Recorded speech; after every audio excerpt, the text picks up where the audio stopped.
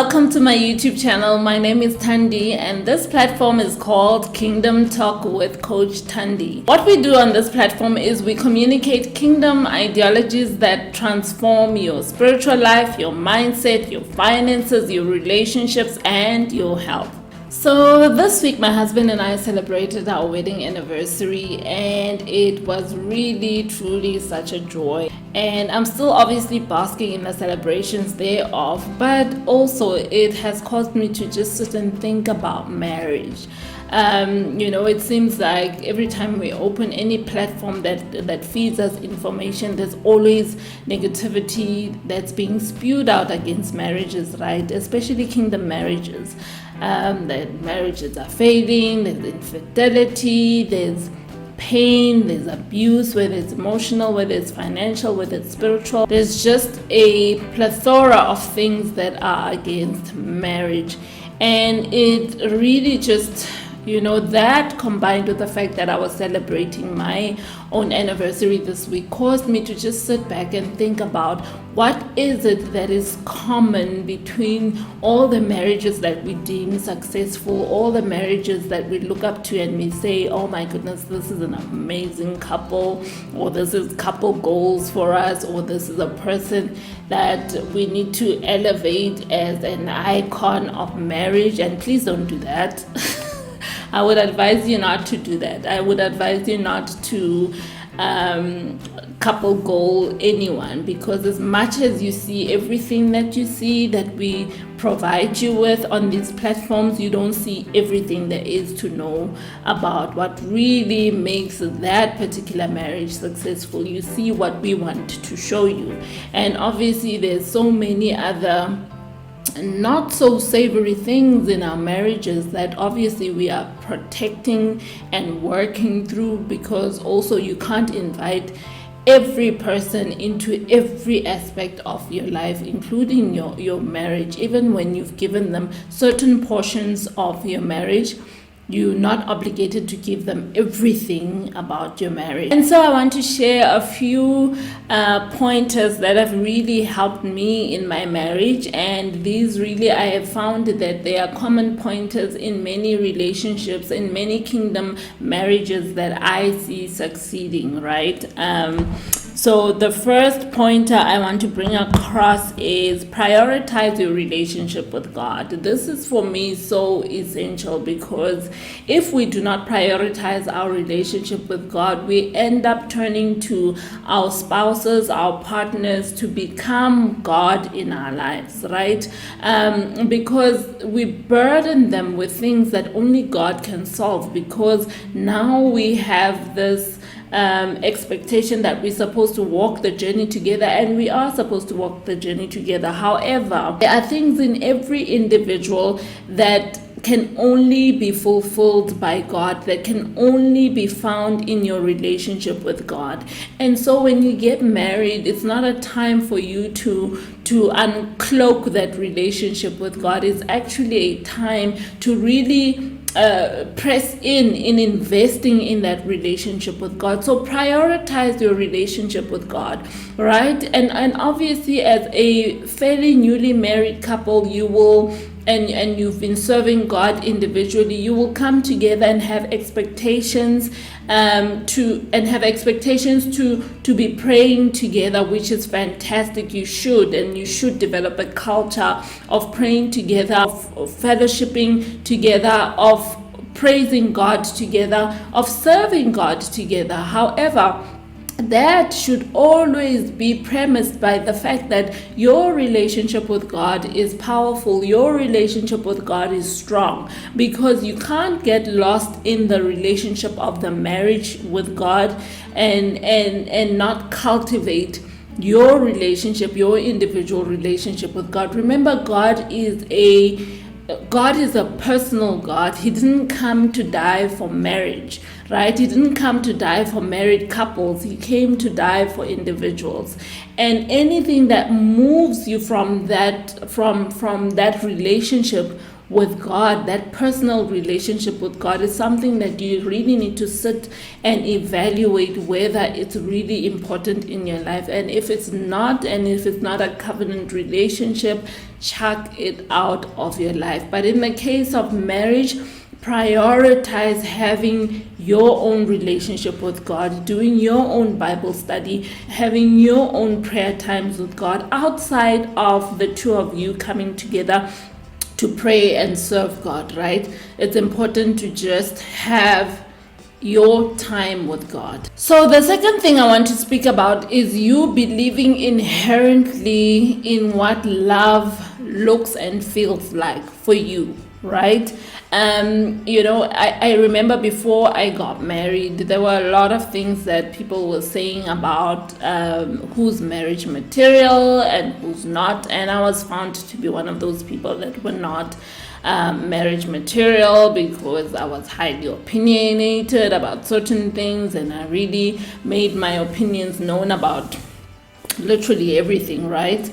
And so for many people, that did not look like what a wife ought to be, right? And also, I remember what I wanted when I would say to someone that if I were to get married, this is how it would look like, and this is how it would feel like.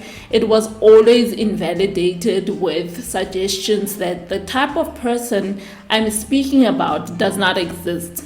I would always get that resistance that this person, you are thinking far beyond this world. The person you are looking for does not exist. There's no man like that. There's no man that will tolerate that. There's no man that will support your vision. There's no man that will support that kind of personality. So I heard it all in terms of why I will not be able to have this man that I am looking for. And ultimately, I got to a point where I was saying, so if this man does not exist, I do not want this man. I do not want to get married, because for me, it felt like anything else would be betrayal to self, right? And I'm here to tell you that that man exists, and I'm married to that man today, right? But I wonder what would have happened to me had I truly allowed the voices of other people speak into what my expectation was pertaining to what love ought to look like and what love ought to feel like. I mean, even in previous relationships, I was made to feel like that person that I want, that person does not exist, and that my requirements of how I want to be treated and how I want to be nurtured and how I want to be valued, that those were not expectations that I should be having. Those were things that were out of this world, things that do not exist, right? And it was really, for me, just the basic things. It wasn't even about the huge things. It was about respect me. It was about love who I am, not what you think I ought to be, right?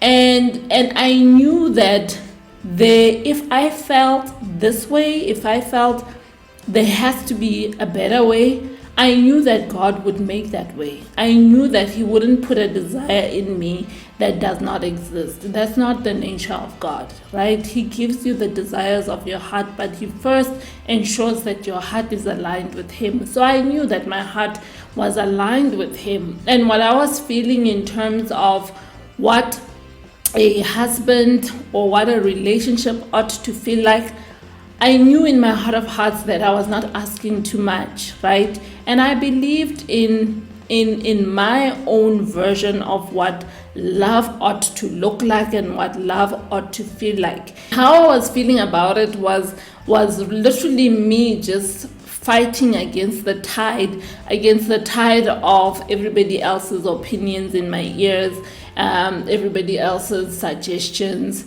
and I'm here to tell you that whatever that thing that is in your heart, that God has put in your heart about what love ought to feel like for you and what love ought to look like for you, please do not discard that. That's the voice of God in you, telling you that you are on the right path and telling you that this is the way to go. This is a path to follow. Walk in it. And when you don't betray that voice, when you don't betray that instruction from the Holy Spirit will lead you to a person that will love you, that will amplify your purpose on earth, that will amplify your personality. And that's not saying that everything about you will be perfect, right? Or everything about you is perfect. It just means that those things that matter, those things that are at the core of who each and every person is, those are the things that will never change, because those are your God-given gifts.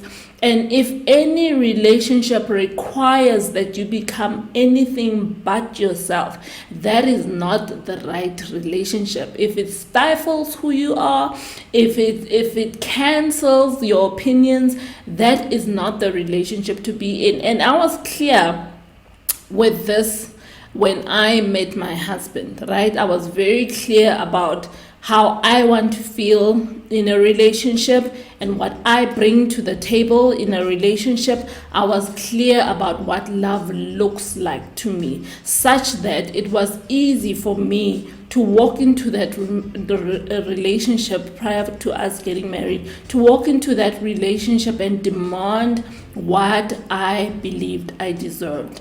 I could make it clear with confidence that this is who I am, this is what I tolerate, this is how I'm loved, this is how I receive love, right? I could make it clear during our courtship period that what was the standard for him in previous relationships was not the standard for me in our relationship, and he had a decision to make, obviously, to decide whether am I going to up my standard or am I going to leave this relationship. And that was his choice, and he chose to stay and up his standard. So the man that really loves you and really cares for you, he will up the standard if you come with boundaries that are set and you are confident in your boundaries and you do not remove them for the sake of just having a one-night stand or just for the sake of compromising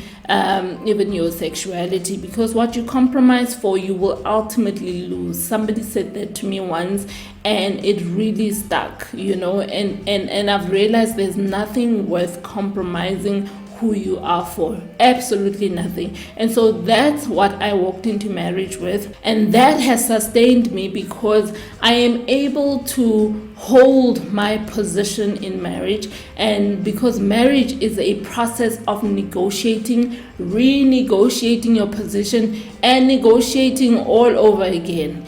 And if you do not stand in your position, right, if you cannot articulate who you are, if you cannot bring across who you are and your boundaries, it becomes difficult for you to even process conflict in marriage. You will just give in to conflict because you do not know how to stand up for yourself in a manner that respects you and that respects the other person. So really just believe in what love ought to look like for you, and believe in what love ought to feel like for you, because those two things are extremely crucial for you to have a successful relationship in marriage.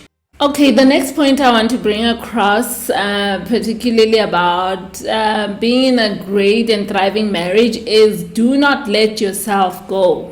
Do not let yourself go. So many of us, especially women, I think men are actually good at preserving who they are in marriage, but women are not, because for various reasons and stages, we really just evolve in marriage, and also sometimes we don't just evolve for the good, but we evolve for the worst version of ourselves. And I found that what works in marriage is keeping your confidence, right? As a human being, keep your confidence. And how you do that is really just to believe in yourself and grow yourself. Don't sit in one position, whether it's a position of academics or career or your personality, character, your personal development. Do not sit in one position. Consistently grow yourself and consistently evolve, right? Because that novelty of doing something new or becoming new is so infectious also in marriage, that it also boosts the attractiveness and romance in marriage, instead of just sitting in one position of, oh, I'm fat, or I've gained weight and therefore I'm going to sit here and not and just accept it for what it is, right? That I've gained weight, and so what? Instead of just working on yourself on a daily basis, right? Improving your knowledge, improving your relationship with God, improving your relational skills outside of marriage, even improving as a parent, and that's, I think that's what dawns on many divorced women. And that's why so many divorced women have a glow up. They realize that I have been sitting in my marriage and not looking after myself, whether it's emotional neglect, whether it's physical neglect, whether it's financial neglect, but the issue is that I've neglected myself. And now it dawns on them that now that I'm back in the market, for lack of a better word, I guess, I have to now look after myself, and you see the glow up, right? And that glow up is something that you can also still have in your own marriage, right? By looking after yourself and still believing in yourself, even in marriage. The next point I want to talk about is make room for the weaknesses in the list. And what do I mean by this? You know, prior to getting married, I did not have a list. I honestly didn't. I had just gotten to a point where I was just tired of the list and I had chucked it out. I was tired of just, you know, having a fantasy of a human being in my head, and therefore I just made a prayer to God, a very random prayer. I said, you know me, and you know why you created me, and you know who's best suited for that.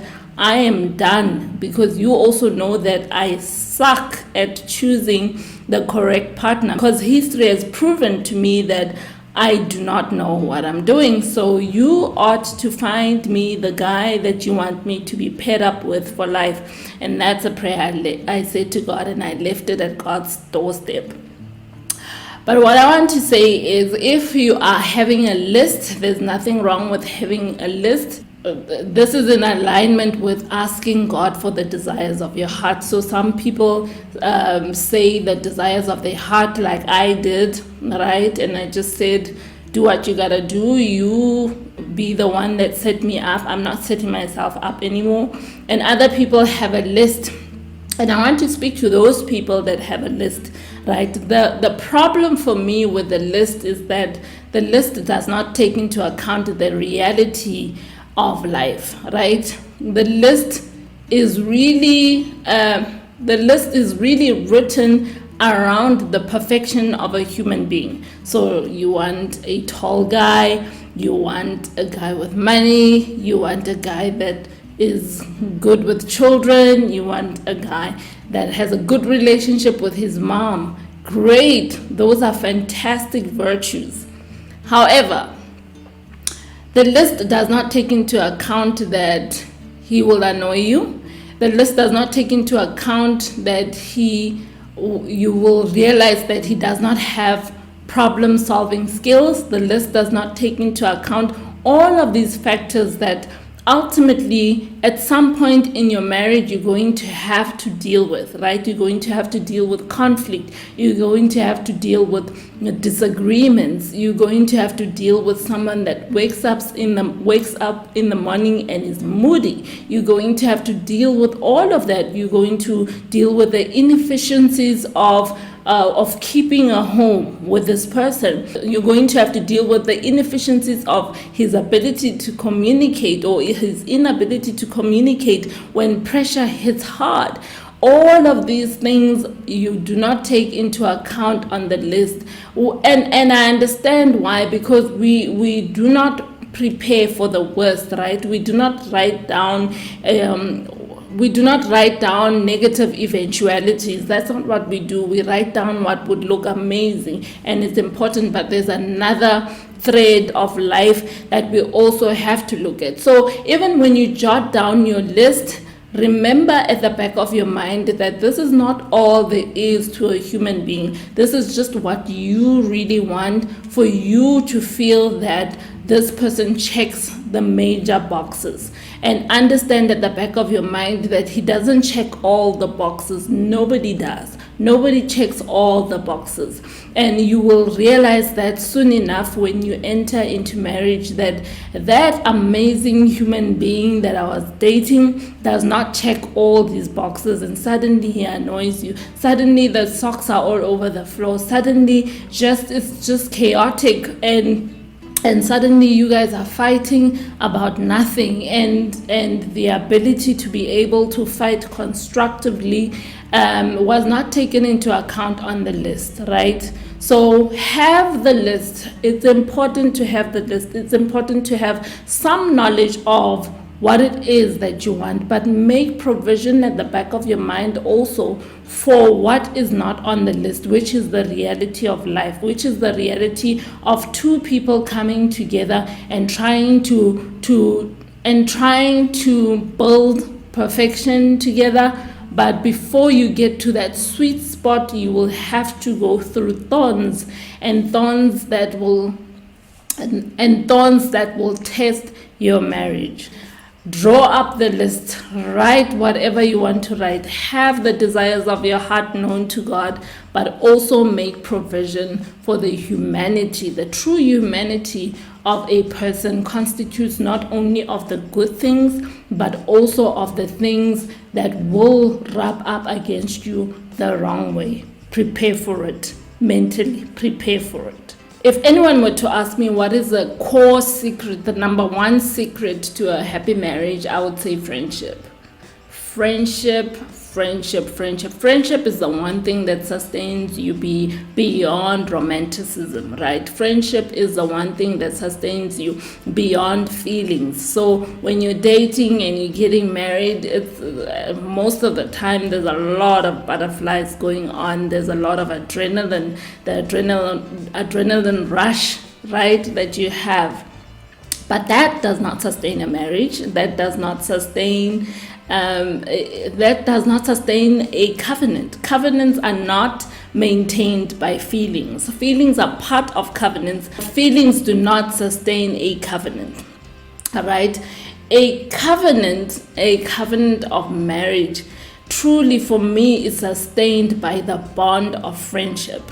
Right? The bond of friendship is the one that will be with you in those times where the two of you have nothing, absolutely nothing to say to one another. And not because you're angry at one another, but just because it's the nature of life. We wake up in the morning and there's absolutely nothing to say beyond good morning, how did you sleep, and you just want to be in your thoughts. Or you're watching a movie, that silence that is not threatening or deafening. Right, it's that silence where everything is okay, everything is at peace here. There's no beef, there's no reason, there's no vile reason why we are silent with one another. We are silent because we're enjoying our respective spaces with one another. So friendship for me is just so essential, right? So friendship sustains you when you are sick and you can't have sex. So friendship sustains you when there's financial issues because you're working together as friends. So you don't look at each other as enemies. You're working towards a common goal because of this friendship. Do not lose your friendship in a covenant relationship with your spouse. Do not lose it. That is the one thing for me that I would say is the holy grail of marriage, right? After your relationship with God. Friendship. Build your friendship. Stay friends with one another. Do not sometimes, couples, you get to a point where you are a father or a mother, and suddenly you become tate wa mang mang, mewa mang mang. And you forget also, and I know those are affectionate names, but when the affectionate name suddenly becomes a title and a person, and it evolves into a personality, and this person is no longer your friend, and they actually just Ntate wa mang mang and Ome wa mang mang, then there's trouble brewing in paradise, because your spouse is supposed to be your ultimate friend.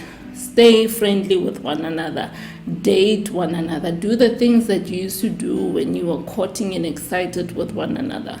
Revive them again, be intentional about reviving them. You are friends, and do not lose the bond of friendship in marriage. Okay, the last pointer, and I hope you've enjoyed the other pointers thus far. The last point I want to bring across is choose your battles carefully. Choose your battles carefully. All right, marriage is going to bring up all sorts of things, all sorts of things that you couldn't even fathom when you were still dating, when you were still starry-eyed, right? And all of these sometimes can induce conflict, right? Choose your battles. There's already enough to fight for and against in marriage that you really must start thinking about whether other things are really important. Do you have to fight about the toilet seat? Is that really a thing to fight about? Can't you just walk into the bathroom and put the toilet seat down and do your thing, and not make an issue with the fact that you found the toilet seat up? Do you really have to fight about the toothpaste? Do you really have to fight about where the remote should be put down? There's so many things that really we are contending with in marriage, right? It's a lot. It's spiritual, we are contending. It's financial, we are contending. It's parenting, we're contending. It's how to navigate our own friendships. Now that we are married, we are contending. Do we have to contend with everything else that is not important? Right? And maybe it's important, but it's not urgent. Do you have to address it in that moment? So really just use wisdom in how to pick your battles and what battles to pick, right? And how to fight those battles. Other battles, you can fight them through prayer and not through confrontation, right? And other battles have to be fought through prayer and strategically wise confrontation, right? And other battles have to be fought through prayer and silence. But you have to know which battles are important to pick and how to battle them, because you also don't go into the fight the same way. Sometimes the fight requires that you bring a gun. Sometimes the fight requires that you bring a knife. Not the fight between you and your spouse. Not the fight between you and your spouse, but I'm using the analogy of weapons that you bring to a battle, right? Sometimes the fight requires that you bring 3 other people with you to come and battle, and sometimes you're by yourself, and sometimes the fight requires that you bring a cannon, right? Pick your battles and know which weapon to bring to each battle. Not everything has to be reduced to World War III, right?